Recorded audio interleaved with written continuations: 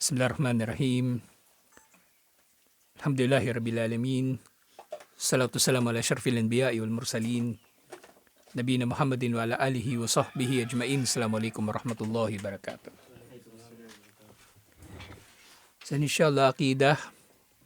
Sa chapter 52 na tayo. So malapit na tayo matapos dito. Kasi hanggang ano lang tayo, 67 na mga chapter. Sa kabanata na sumunod, Babu la yaqalu.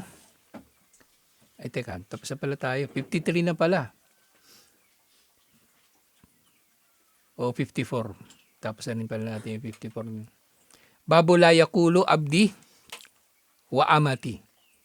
Yung kabanata tungkol sa pagbabawal na tawagin mo ang sino man bilang alipin ko o alipin, yung abdi babae o lalaki na alipin, yung amati babae na alipin. So bawal na tatawagin ng tao yung kanyang kapwa-tao bilang alipin.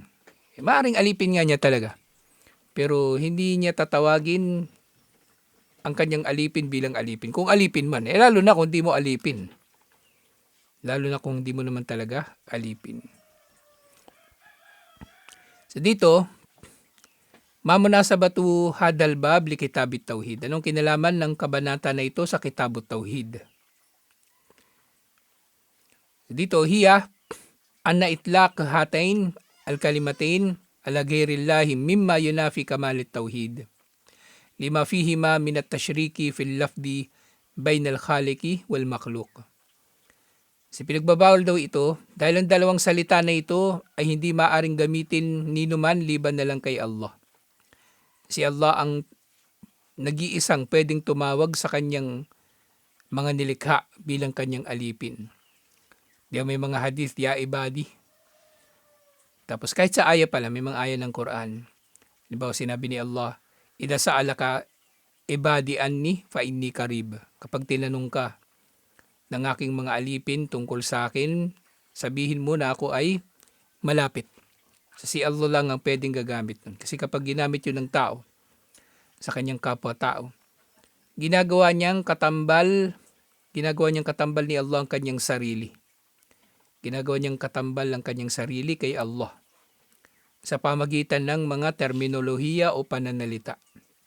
Kasi Allah lang ang pwedeng tatawag sa kanyang mga nilikha bilang mga alipin. So kasi pagkain nga naging ganoon, nagiging magkatulad na ang nilikha tayo at ang tagapaglikha na tumatawag sa iba bilang kanyang alipin. So yung pang-aalipin, masingit lang natin. Yung pang-aalipin sa Islam, nakasalalay ito sa jihad. Kumbaga kapag may jihad, di ba may mga bihag? Yun sila yung pwedeng alipinin. Pwede silang alipinin, yung mga bihag. So yung pang-aalipin, di ba sabi ng mga tao, bakit daw sa Islam hindi pinagbabawal yung pang-aalipin? Buong mundo pinagbawal na nila yung pang-aalipin. Bakit sa Islam wala? Totoo naman, walang aya o hadith ang nagbabawal sa pang-aalipin. Pero sa totoo niyan, bago pa man nila naisip na palayain ang mga alipin, nauna nang nagpalaya ng mga alipin ng Islam. Yung mga Amerikano, halimbawa, di ba, yayabang nila. 1865, nagkaroon pa raw sila ng civil war. Kasi yung North, gusto nilang ipagbawal yung pag-aalipin. Tapos yung South, ayaw nila. Kaya nagka-civil war nun eh. North versus South, yung Union versus Confederate. 1865 yun. Samantalang ang Islam, panahon pa ni Propeta Muhammad sallallahu alaihi wasallam, ang daming aya, ang daming hadith na naghihimok sa mga tao na palayain ang kanilang mga alipin. Ang daming kasalanan, nakagawa ka ng kasalanan, di ba? Ang kabayaran nito, magpapalaya ka ng alipin. Di ba? Yung nakipagtalik sa araw ng Ramadan. Yung isa sa mga kafaratul yamin, pagpapalaya ng alipin. Yung nakapatay ng hindi sinasadya, pagpapalaya ng alipin. At iba't iba pang mga bagay. So nauna na ang Islam. Walang aya o hadith ang malinaw na nagbawal sa pang-aalipin. Kasi hindi rin kasi ito basta-bastang mawawala sa mga tao. Matalino si Allah. Alam ni Allah yung kalagayan ng mga tao. Yung pang-aalipin kasi sa sinaunang mga ekonomiya. Malaking bahagi ng ekonomiya nila yun yung mga alipin. Kasi sila yung mga nagtatrabaho sa mga taniman, sila yung nagbubuhat ng mga cargo at iba pa. Kung mawawala bigla yung pang-aalipin, magiging malaki epekto nito sa lipunan. Kasi Islam, dahan-dahan lang na inalis yung pang-aalipin. At ganito pagkakaunawa ng mga scholar nung unang panahon. Yung pang-aalipin, oo, walang aya o hadith na malinaw na nagbabawal dito. Pero lahat ng paraan para palayain yung alipin, ganun ang ginawa ni Allah. Ipinahayag niya sa Quran at iniutos niya kay Propeta Muhammad sallallahu alaihi wasallam. So hindi basta-basta may pagbabawal yung pang-aalipin. Kaya ngayong Amerika, di ba, nag-civil war pa sila dahil dun. Hindi basta-basta. Hindi basta-basta. At ganyan din yung alipin, kung palalayain man sila, hindi rin naman sila basta-bastang mabubuhay ng normal Kasi marami sa mga alipin, yun na yung kabuhayan nila yun na lifestyle nila. Palalayain mo yung bigla, hindi nila alam anong gagawin. Parang si Wahshi, di ba, doon sa Omar series, bigla siya naging malaya. Hindi niya alam ano. Bandang huli, lumapit siya kay Bilal Kasi malaya nga siya, pero hindi naman siya tanggap ng mayayaman. May kiupo siya doon sa Quraysh. Hindi naman siya welcome doon. O bandang huli, napunta na lang siya doon kay Bilal. At yung marami sa mga alipin nga, hindi nila alam paano magtrabaho ng kumaga yung mamamasukan sa iba tapos sa sweldo. Kasi hindi alam nilang buhay Alipin sila pero libre naman sila ng pagkain, bahay. Ngayon kapag lalaya sila, hindi nila alam paano nila kikitain yung pera para magastos yun o anong gagawin nila sa pera. Hindi basta-basta. Hindi basta-basta yung pagpapalaya sa mga alipin. Pero actually, nauna, di ba, pinagmamalaki ng Amerika, pinagbawal nila yung pang-aalipin 1865 dahil sa, nagdulot pa nga ng Civil War. Nauna pa nga yung bansang Muslim magbawal talaga ng pang-aalipin. Tunisia, 1849, nauna silang nagbawal. Ngayon nga yung pang-aalipin. Kaya rin walang pang-aalipin ngayon. Nakasalalay nga ito sa jihad. Kasi ang pwede lamang magiging alipin sa Islam, yung mga bihag sa jihad. Hindi ka pwede magiging alipin dahil sa utang. Hindi ka pwede magiging alipin dahil sinalakay ng mga tao yung bayan mo, tapos gagawin kang alipin. Yung bibihag ka, parang pinapakita sa pelikula. Lulusubin ng isang tribo yung isa pang tribo. Tapos kukunin nila yung mga tao.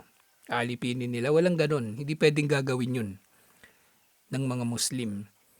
Pero yun nga, nalalaman natin na yung kasalukuyang pang-aalipin, sabihin na natin nung unang panahon, di ba mga negro yung karamihan na nagiging alipin?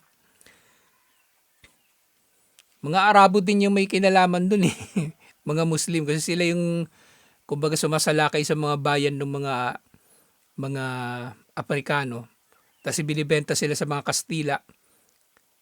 Kastila madalas Tapos tinatawid nila yun patawid ng Atlantic. Yun nga, papunta ng Amerika.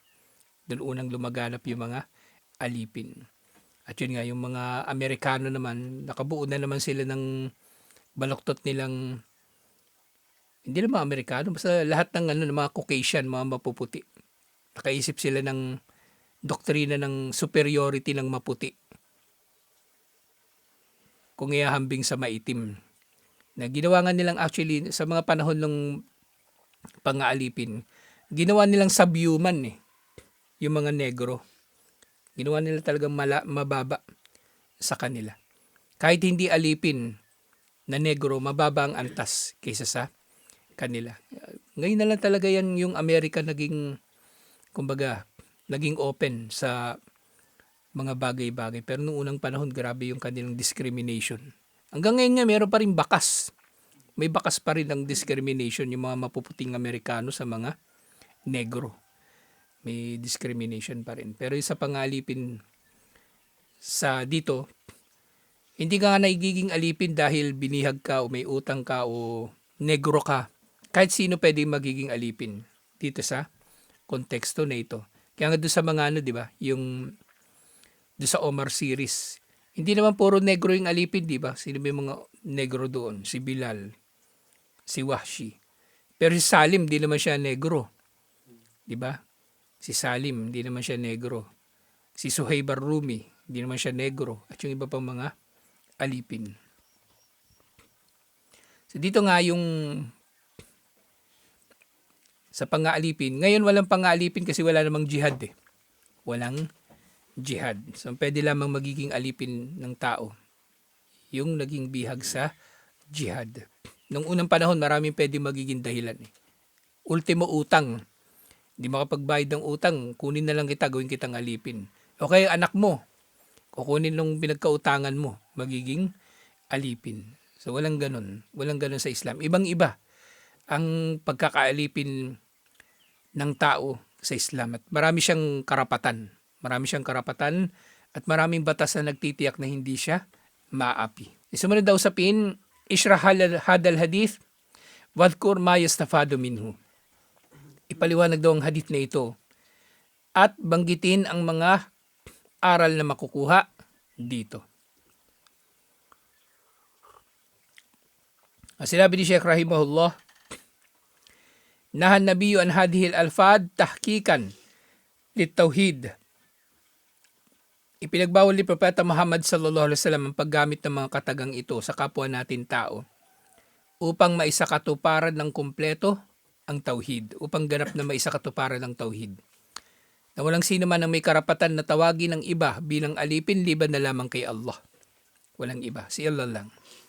Wasaddan liwasail syirki lianna Allah Ta'ala huwa Rabbul Ibad jami'ahum.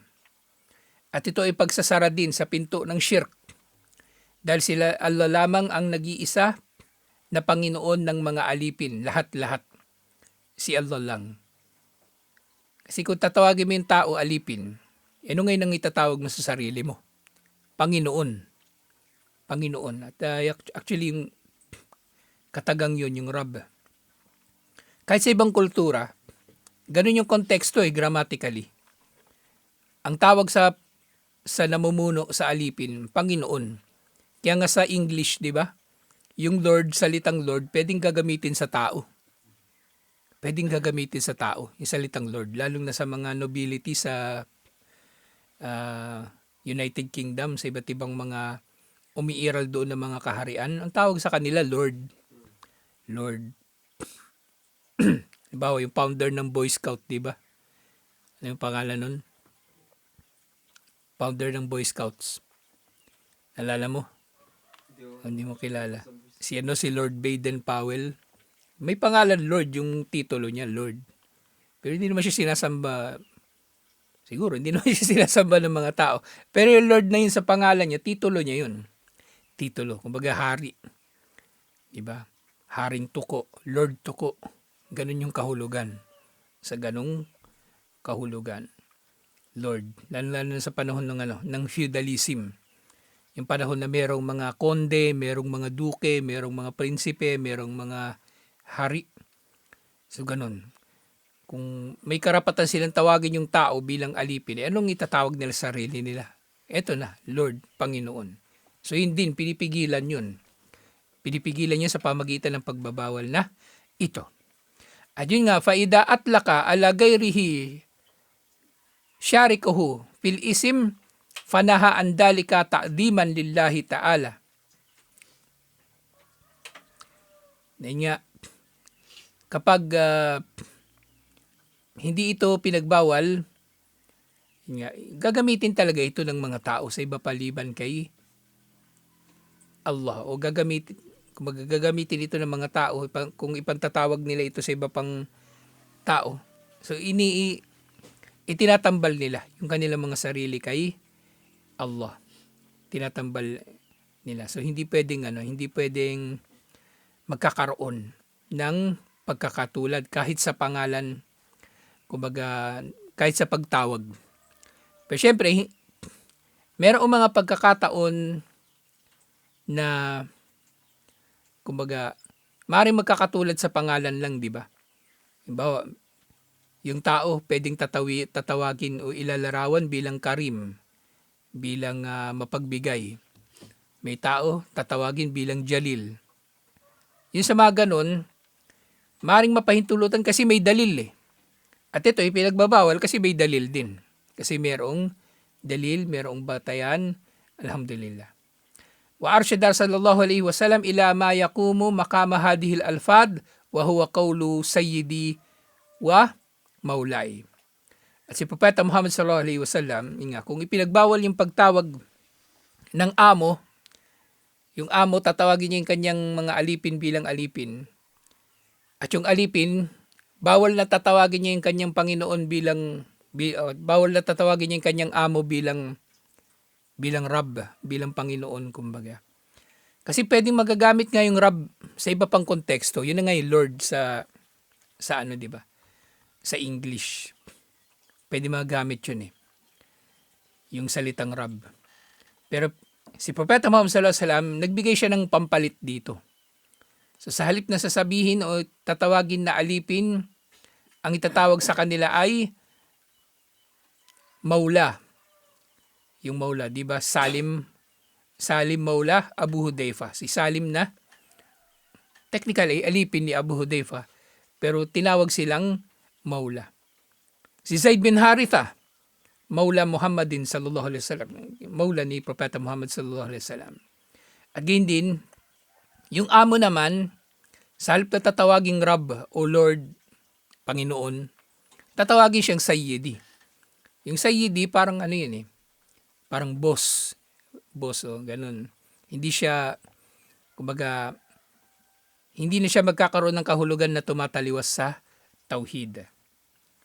Nagkakaroon na siya ng neutral na kahulugan.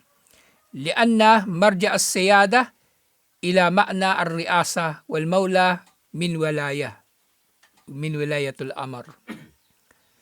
So mas mainam daw gamitin ang salita na ito. Kasi yung siyada, di ba tatawagin mo yung amo mo bilang sayyidi, aking amo, aking boss, aking ano pala, sir, ganun. Ang salitang ito ay nanggagaling sa siyada. Ibig sabihin, riasa, pamumuno. So pinamumunuan mo lang yung tao pero hindi mo siya talaga totally pag-aari, katulad ng kung paanong pag-aari ni Allah yung mga tao na kanyang alipin. At yung pagiging maula nila ay dahil sa wilayatul amar, na ikaw ay merong wilayatul amar sa kanila. Na muli, babalik ito doon sa usapin ng wilayatul amar, yung pagiging pangkalahatang pinuno ng mga Muslim, na meron siya mga espesyal na karapatan. Na yung mga tao may beya sa kanya. Na itong waliyul amar, siya yung namamahala sa malaking bahagi ng kanilang buhay. Ultimo pagkain, tirahan, siya ang mananagot. Hindi yung kumbaga nagtalaga lang sa kanyang sarili bilang pinuno ng mga Muslim. So ganun yung relasyon nila, nung alipin at nung kanyang amo. Wakadhalika naha an qawli abdi wa amati lianna al-abid abidullah wal ima'ullah. Kasi nga pinagbawal ang mga katagang ito na itatawag natin sa kapwa natin tao. Dahil ang lahat ng alipin, lahat ay alipin lang din naman ni Allah. So hindi pwedeng dalawa kayong amo. Naintindihan nyo? Yun din isang konteksto rito. Hindi pwedeng dalawa kayo na amo niya. Amo niya na si Allah at amo na, kumbaga, hindi pwedeng pareho kayong amo niya na, kumbaga, magkapantay. So magkakaroon ng distinction. Amo kanya dito sa mundo, at syempre meron pang amo siya na mas mataas, si Allah. Lalaki man o babae, so hindi pwedeng tatawagin sila na ganito. Yung nga sinabi ni Allah sa Quran, in kullu man fis samawati wal ardi ila ati ar-rahmani abda. Walang sino man na nasa kalangitan at lupa, liban na lamang na darating kay Allah na alipin niya. Kumbaga lahat ay haharap kay Allah na nagpapakumbaba. Lahat ay haharap kay Allah na mahina, pulubi, at walang may pagmamalaki. Lahat tayo alipin ni Allah, alhamdulillah. Sa mga aral na makukuha mula sa hadith na ito ay 5. Una, annahi an qawli abdi wa amati. Yung pagbabawal sa mga katagang aking alipin na lalaki o babae para sa kapwa natin tao. Wala yaqulul abdu rabbi. At syempre yung alipin, hindi niya pwedeng tatawagin yung kanyang amo bilang Panginoon. Panginoon, ganun. Nga. Sa ngayon, may mga ganun pa rin katawagan, pero mga kuffar na lang gumagamit nun eh. Mga kuffar. Tapa Lord. Di ba? yung kainan sa sa Maynila marami yun eh, Tapa Lord. Tapa na nga lang, ginawa pang nilagyan pa ng Lord. Pero di ba? Drug Lord. Warlord. Si Lord Alan Velasco. Oh. Ay, iba naman yung Lord niya, may you. Ba't kaya may ganong pangalan, Lord de Vera? Ba't may ganong Tingnan natin, ba? May ganong pangalan ni Lord. May dragatic pa na pangalan, Jesus. Jesus. Iba pala yung pinanggalingan nung yung Lord na yun.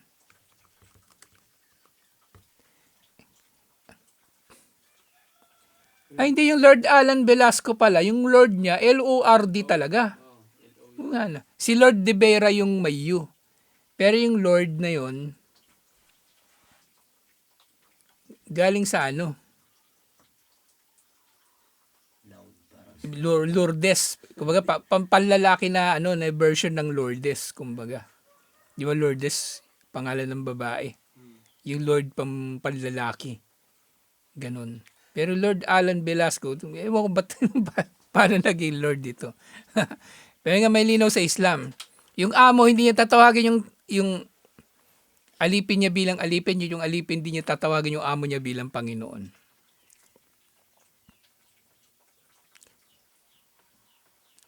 Na yun nga, halimbawa niyan, wala yuqalu lahu at im rabbak. Sa halimbawa niyan, di ba sasabihin sa kanya, pakainin mo na ang amo mo. So sasabihin sa kanya, pakainin mo ang amo mo at imrabbak, pwede mga hulugan na pakainin mo ang Panginoon mo. Hindi, walang Panginoon ang papakainin ng alipin. Di ba? So, kaya hindi pwedeng gagamitin yun. Nailagay na ito, magandang sample ito. Kaya bakit bawal? Kasi hindi magkakaroon nga ng syntax error, kumbaga. Pangatlo, anna sayyid yaqulu fataya wa fatay wa gulami. Sa bukod doon sa maula, sa pwede ngang itatawag nung amo sa kanyang alipin, fata o gulam. Bata. Tatawag niya bata o kaya batang babae, batang lalaki.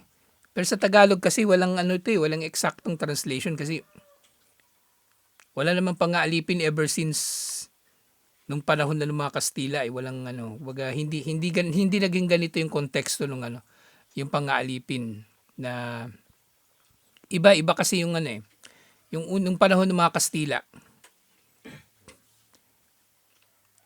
Maaring hindi nila tinatrato yung kumbaga maaring hindi bang tawag doon? Hindi nila tinatawag na alipin yung mga Pilipino. Pero technically alipin yung trato sa kanila, 'di ba? Pero wala silang itinatawag sa mga Pilipino na alipin, no. Tawag nila Indio. Pero walang ganitong pagtawag sa kanila bilang alipin ng mga Kastila o ng mga Praile. Gin nga yung alipin, annal abda yaqulu sayyidi wa maulay. At yung alipin, tatawagin niya yung kanyang boss bilang sayyidi o kaya maulay. Kamahalan, yun din pala yung yun yung ginamit ko translation dun sa dun sa Omar series, every time binabanggit yung maulay.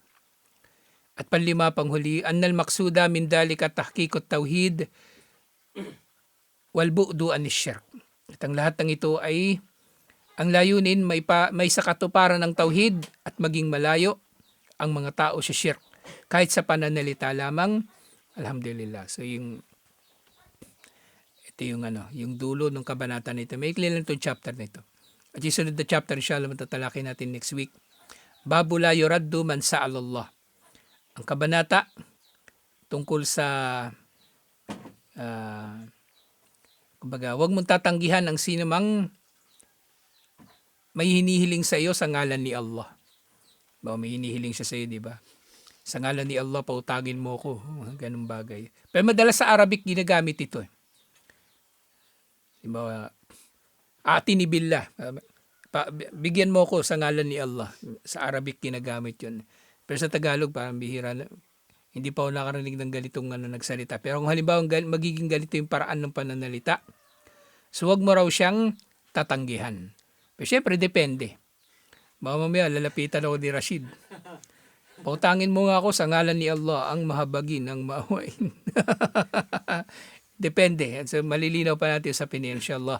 Assalamualaikum warahmatullahi wabarakatuh.